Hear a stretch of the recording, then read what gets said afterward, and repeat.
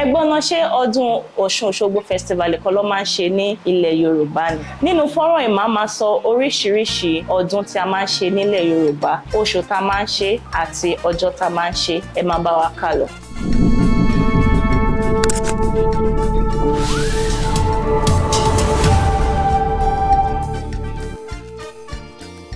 Ẹ káàbọ̀ sórí ìkànnì tí a ń pè ní Ṣàlàyé. Níbí báyìí a ti máa rán wa létí ìlànà, ìṣesí àti ìhùwàsí àwọn tí a bá láyé. Ǹjẹ́ tó bá jẹ́ ìgbà àkọ́kọ́ ilé tí ẹ̀ ń wo orí ìkànnì yìí, ẹ jọ̀wọ́ ẹ bá wa subscribe sórí ìkànnì yìí, kí ẹ bá wa share fídíò yìí fáwọn olólùfẹ́ yín, kí ẹ dẹ̀ like, kí ẹ dẹ̀ comment sórí orí ìkànnì yìí. Orúkọ tèmi ni Àdùkẹ́ Adé.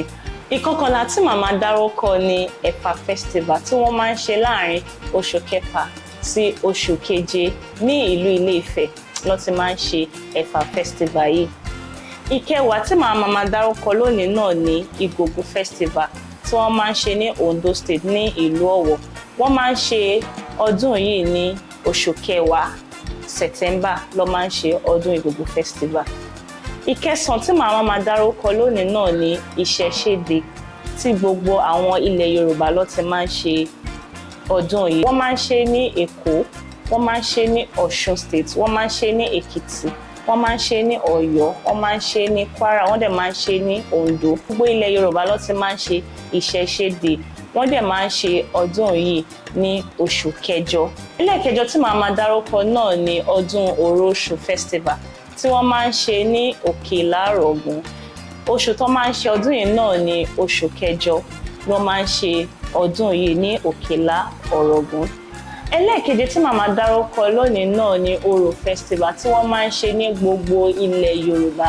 Níbi tí wọ́n ti máa ń ṣe Orò festival, wọ́n máa ń ṣe ní ìlú Ọ̀yọ́, wọ́n máa ń ṣe ní ìlú Èkó, wọ́n máa ń ṣe ní Ọ̀ṣun, wọ́n máa ń ṣe ní Èkìtì, wọ́n dẹ̀ máa ń ṣe ní Ondo àti Kwara State. Ibẹ̀ ló ti máa ń ṣe Orò festival yìí. Ẹlẹ́ẹ̀kẹfà wà ní Egúngún festival tí wọ́n máa ń ṣe ní gbogbo ilẹ̀ Yorùbá. Wọ́n máa ń ṣe ọdún yìí ní ọjọ́ tí ìlú kọ̀ọ̀kan bá yàn ni wọ́n máa ń ṣe ọdún yìí. Ṣùgbọ́n oṣù tó máa ń ṣe ní oṣù karùn-ún sí oṣù keje ló máa ń ṣe Egúngún festival yìí. Ẹlẹ́ẹ̀karùn-ún wà ní Ṣàngó festival tí wọ́n máa ń ṣe ní Ọ̀yọ́ State.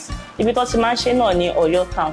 Oṣù tó máa ń ṣe ọdún yìí náà ní oṣù kẹjọ ló máa ń ṣe Ṣàngó festival ní ìlú Ọ̀yọ́. Ẹlẹ́ẹ̀kẹrin wà ní Ọlọ́jọ́ festival tí wọ́n máa ń ṣe ní Ilé-Ifẹ̀ ní ìlú Ọ̀ṣun State.